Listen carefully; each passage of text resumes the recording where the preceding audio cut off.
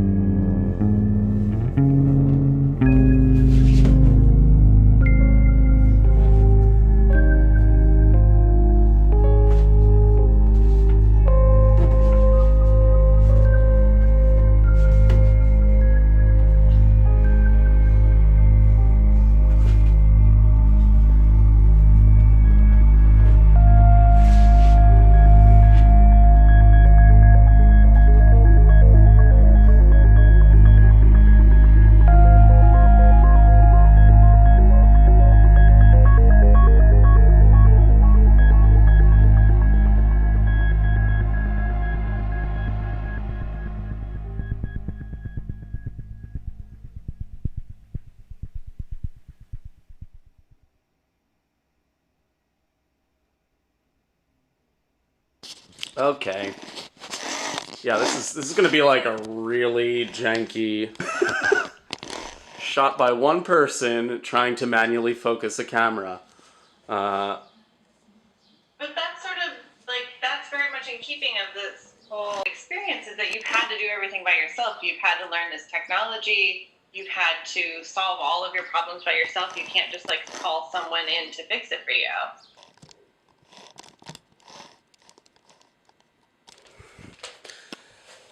Hey, I thought this would be a, am I in focus? Is this any better? Am I in focus? Yeah? No? Sort of? I thought this would be a good chance while I'm between pieces to give you a little introduction to the space and maybe show you around a little bit. This is my apartment here in the East Village on Ave B and 9th Street. What motivated me to build the theater in quarantine?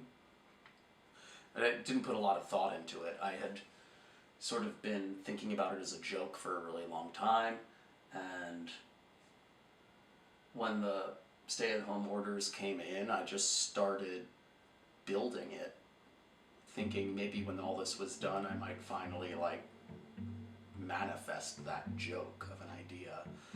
And then I suddenly had a white box, and it was just as easy to put a camera on a tripod and start filming things in here. And suddenly it opened up an enormous amount of possibilities.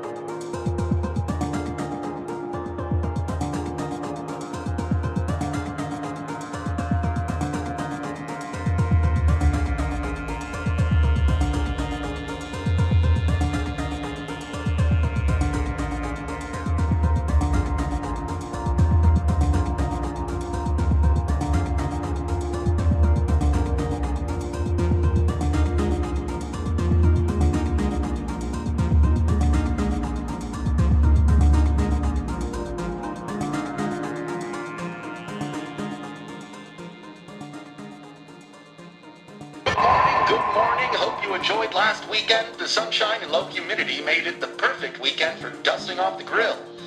I don't know about you, but I was able to perfect my recipe for cheeseburgers. Trade secret, I put the cheese in the patties. I know. Now let's see what the weather is like today. Up north it's very windy and cold.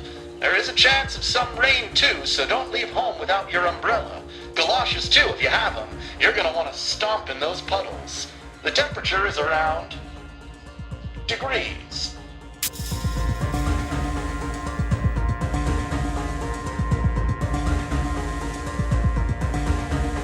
East, it's rain all day today, I'm afraid.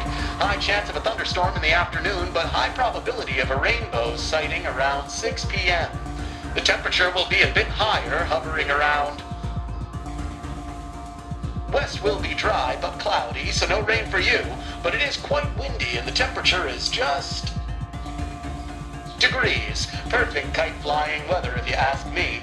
You folks in the south have the best weather today. It's cloudy most of the day, but sunny this afternoon, just in time for a nice nap in the hammock or to tool around the garden. With temperatures hovering just above degrees, make sure you get out and enjoy it.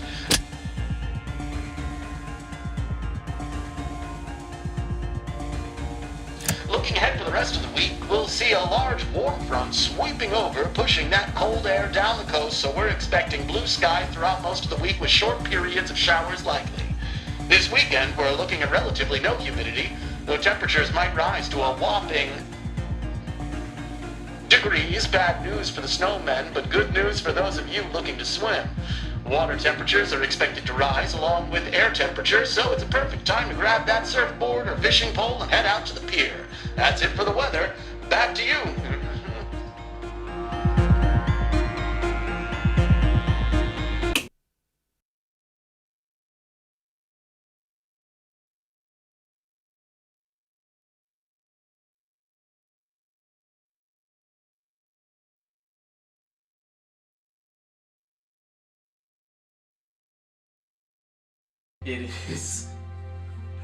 It is a closet 2 feet deep by 4 feet wide, 8 feet tall. So there are a couple tricks to the closet so far. There is a handle here, you can usually see that can actually support my entire weight. I also have a very rudimentary fly system, 3 eye hooks. I've also got this little panel right here, which mostly I use to cover cabling. It's got another hole for an extension cord in there. There's no way in, there's no way out. There's a simplicity to the space.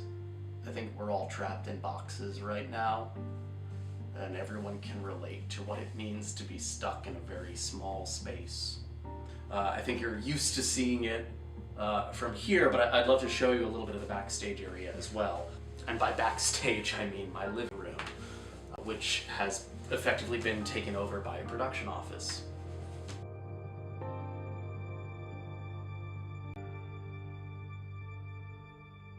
Well, hopefully this was enough time for me to get into places for the next piece. I hope you enjoy it, and I hope you can continue to tune in, subscribe if you can, share if you can. Otherwise, I'll see you Thursdays, and gosh, I really miss being in the room with other people. I miss being in the room with other collaborators. I miss having someone on the other side of that lens telling me that I'm out of focus or that I should shift this way. It's infuriating and sad making work like this, but also, what else are you gonna do?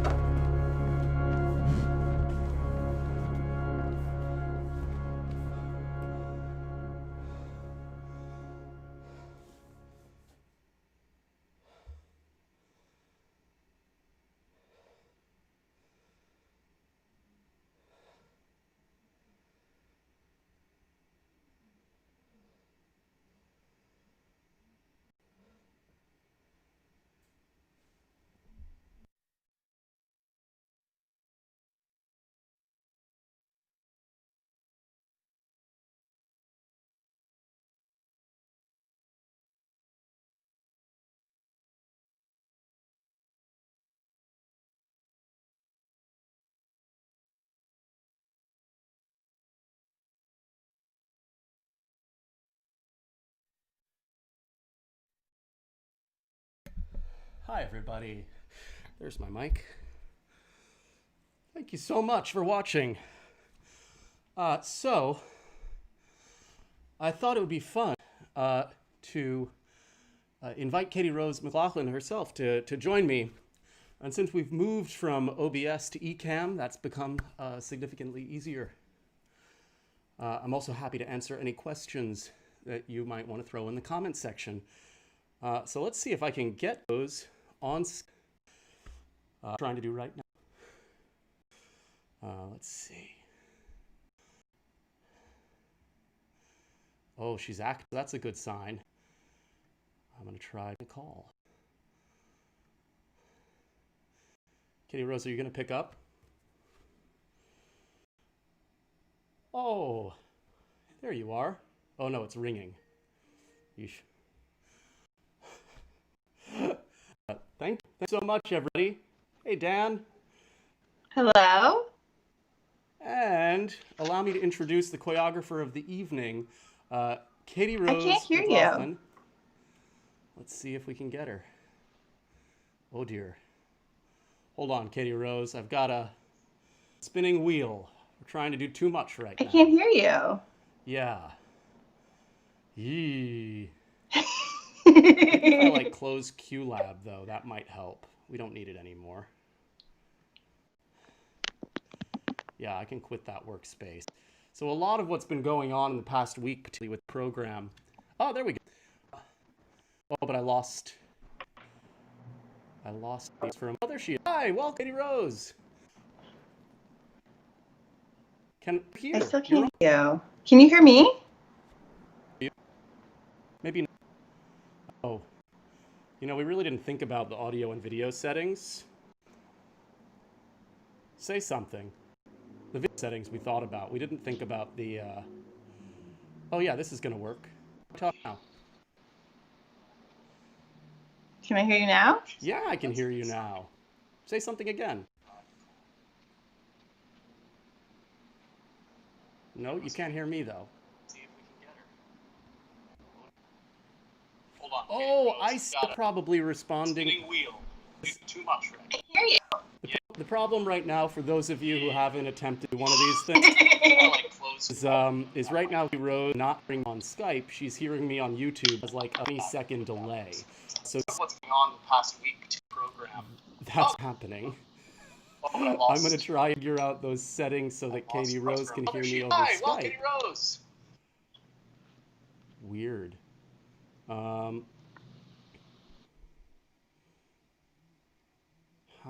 Josh, it says that your mic's muted. My mic? Oh, my mic. You know, it was me. That's why. I'm trying to unmute it. It's for like you. registering that you're talking, but it said every time you start talking, it shows the little mic muted icon. Is this any So maybe better? you're muted on Skype? Can you hear? Yeah, that was it. I can hear you perfectly. Can you hear me now? I am unmuted. I can like hear static, but I just can't hear you. Okay, I know what's going on now. Hey everybody, isn't this exciting? This part we didn't plan for. It was working well the day we did before. Let's see. Oh, there's the settings.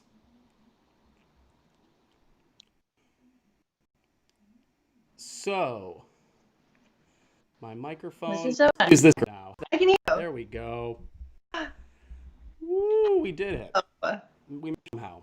Hey there. Hi. Beautiful job. Thank you.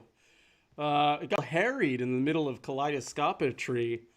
I definitely put the board at too steep a rake, so I was having trouble getting up there. But You couldn't tell. It was beautiful. oh, good. I'm glad. Thank you. I mean, they're beautiful pieces. Wow. Thank you. Well, okay. It's good that we figured out how to do this for the next go round. Yes. Yeah. So hey there. So I was about to say, to introduce you, so much of what this week has been about is trying to shift the way we think about the technology in order to make it live. Of course, that's dealing with things like corners and kaleidoscopetry, where we were literally rebuilding things that we had made in post and trying to find ways to adapt to that using Isadora, doing that through QLab. But also in the new piece, if you were planning on going out today, we spent the entire time building it with Justin and Emily in the space, attempting to like navigate the technology and the movement. Yeah. Do you want to speak to that at all? I'm the worst moderator. I wasn't planning on how we have this conversation. If anyone has questions, feel free to ask. To talk about, I mean, so what's interesting about planning, if you're planning on going out today, is that the whole thing live. And then in order to not overwhelm your system and make it possible to do this performance live for you right now, that we used a recording of Emily's video, but in hopes that eventually we'll have the technological capabilities of being able to do it, to have someone else come into the box with you, which is so thrilling. And then also that opens up the possibilities for like more, what we keep using this term liveness, but more sort of live interactions between you and other people, which is so exciting. It is. In fact, this is the first example of that right now. What is happening over Skype? It's a great success. I mean, considering like the steep learning curve that you've sort of embarked on with all the other technologies, this has been the fastest. Well, this is what the platform's made for. It's made for talking heads. Your LaCroix looks so good. Yes. I just have this Aberfeldy, which is also good, but not refreshing per se. Oh yeah, not just did 3 dance pieces in a row. No. Yeah, that's what this is made for that. And I think what we've been finding is that we are forcing these platforms into things that they're not made for. And in particular, for those of you who wonder, I have a 13-inch MacBook, and that is what we're going off of, which is why this is so complicated. It just doesn't quite have the bandwidth to take what we're giving it. Yeah.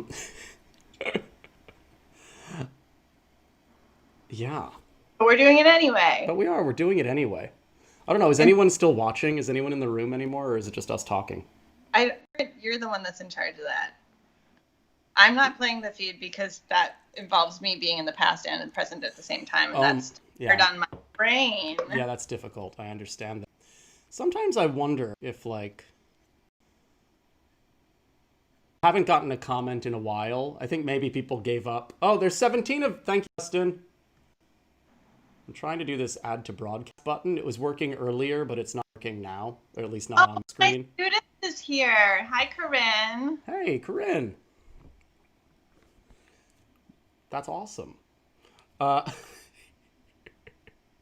Too bad about the framing is no one else can see your like shrug. Oh, should I set myself up in a different way? No, it's just Skype is wider frame than what's presented, so you'd have to like shrug here. Yeah, like exactly. That? Like that. Great.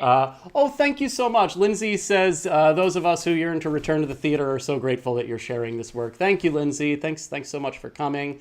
Hey there, Shane Hanlon. Good to see you. Here. That's really appreciate it. I think that's my brother. Katie Rose. Yes, Josh. What is the most exciting thing about, or what's the hardest thing about working in the closet, and what's the most exciting thing for you? We've been doing this for a while. Oh, totally. I would say the hardest thing continues to be my inability to like come in there and move something if it's moved, or also to like I feel like every time we make something, we're like, oh, if someone could just like page the chord, if just someone like, do a very simple task, something that I could do for you if we were in the same space. But having to solve those like very tiny problems, which when you're making work in theater, there's usually a large, there are people around to help. And so that's been crazy. Also, when my choreography brain gets going, it's seeing shapes and like where I want you to be. And sometimes my mouth is like slow to catch up with that. And so we've done things like a way of talking about the walls in the closet and the corners to help with that. But every once in a while, I'm like, you lift up your left leg. Oh, actually, that's your right leg. Can you put that? No, actually, I meant like this. And then I like get up and like run across the room and like show you for a second and then like run back. Yeah, as if it's not already confusing enough, like concepts of stage left, stage right. This has become particularly impossible. We do have a question. Do you have someone remotely manipulating the camera image, or are you pre-programming it?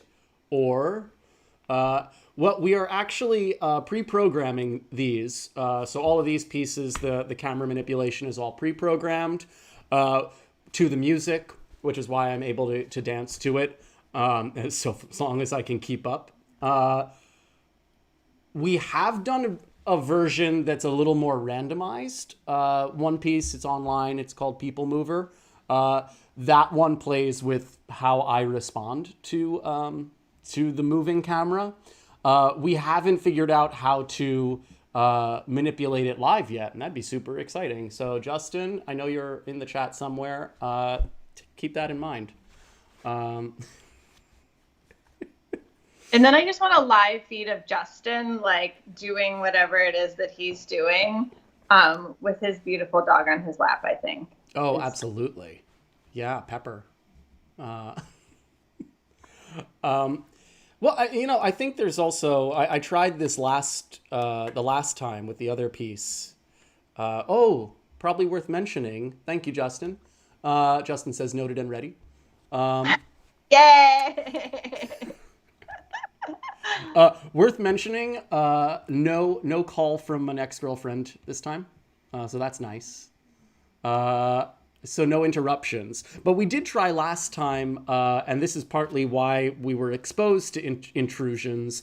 I tried setting up an Instagram live so people could actually see what's happening kind of in the closet itself, which is really, it's just me kind of, hurling myself around this very vertical space. And I think that's actually it's a very different image, how we are making it, like what we are experiencing, versus once you actually start shifting the camera and how that changes the experience of watching the movement we're making. Mm-hmm. We have another question. Can you see yourself as you work? That is, are you responding and adjusting to the image yourself? And it's Wendy. I assumed it was Wendy, but you never know. Hi, Wendy. It's good to see you. Me? Can you see yourself? Yes, I can. And Katie Rose, of course, can see me. How do we... Yeah, Katie Rose, speak a bit about the actual process. Oh, yeah. So... we start, you can always see yourself, right, when we're rehearsing? Yeah, almost always. So, but I feel like we also rely a lot, at least when we're building a piece, on me giving you cues. Mm-hmm. And I'm generally like, Josh, lift your left leg, put your right hand on wall 1, put your left hand on wall 5, and sort of manipulating you that way based off of what I'm seeing. And then, but then once we build a piece, once a piece is built, we rely, I think, a lot on you looking at both what you're doing and also looking at, like, I make stupid videos using my phone of my computer, which is just stupid. And now I finally learned how to do a screen to, like, record my screen. But it doesn't do awesome. So it's not that I'm, like, so technologically impaired. But we rely on looking at that, watching the piece together and being like, oh, can you lift your leg a little higher? Can you move your arm? Oh, here we need to sync up to the music in a different way. Is it possible for you to go upside down? And the answer is always yes. Because you're just like physically fearless. Touch and go today. We'll see how it goes tonight. I'm a little... The scotch is either going to help or hinder. Let's find out which. You never know. You never know with that one. I did not run it through this afternoon, which I probably should have done, but I also get a little afraid that if I run it, I won't be able to do it again. So that's, yeah, sometimes the fear. I'm getting I just want to shout out Leslie Curtis, who is watching, who just keeps me beautiful emails that are coming up on my screen. So I'll share those with you, Josh. But Leslie, I love you. Thank you for watching. Hi, Leslie. Thanks for watching. Yes, but so to continue answering the question, yeah, we make sure that we go through my iPhone still. We had tried some webcams, and actually the image is crisper on the iPhone right now. So that's been working, and we make sure we frame that to the closet perfectly for every single rehearsal. So we know exactly what we're looking at. There isn't... we try to take away as many variables as possible in terms of how we have to, like in the rehearsal, any rehearsal or rehearsal room, there's so much imagination involved in trying to figure out what the finished piece will look like. And we have enough problems, so we try to eliminate those steps and really see what we're looking at all the time. I try to be in costume all the time. Then after that, if there's camera manipulation, we'll usually do test versions where we record rehearsals, we manipulate it, decide what we want to do with it, and then build it live.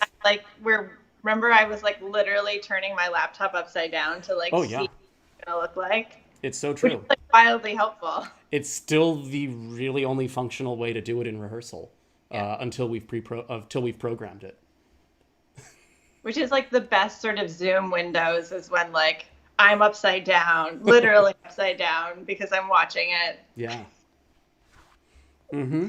It's great. It is. Katie Rose, what are you excited to do next? Oh, I mean, every time I watch that documentary, I'm gotta use the fly system. It's true. We haven't used it too much. Yeah. Yeah. I mean, I feel like bringing the board into this space has really opened up a lot in terms of your ability to get height in this space, which is really exciting.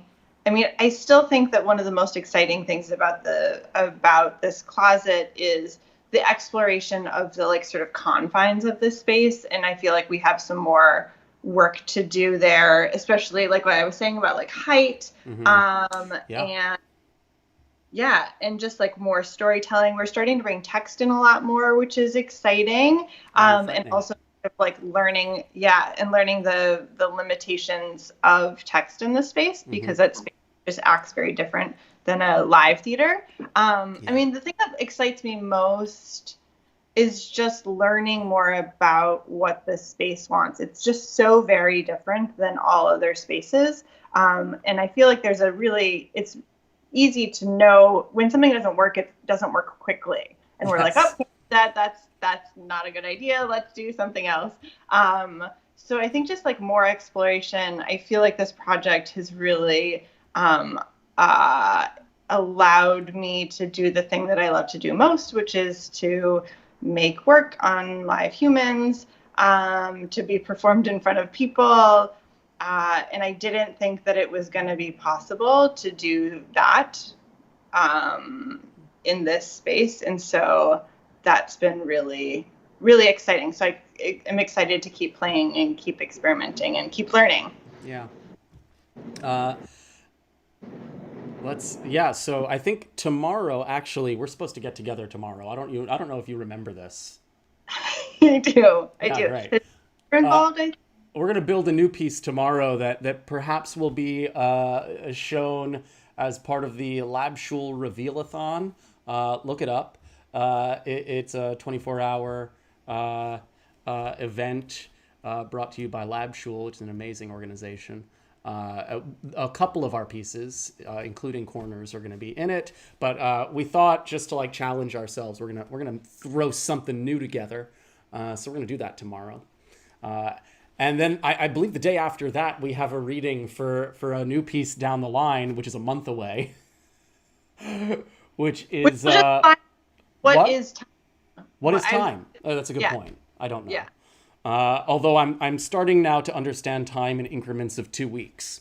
Yeah, we're doing a new adaptation, or the first installment of a new adaptation of Molière's The Imaginary Invalid.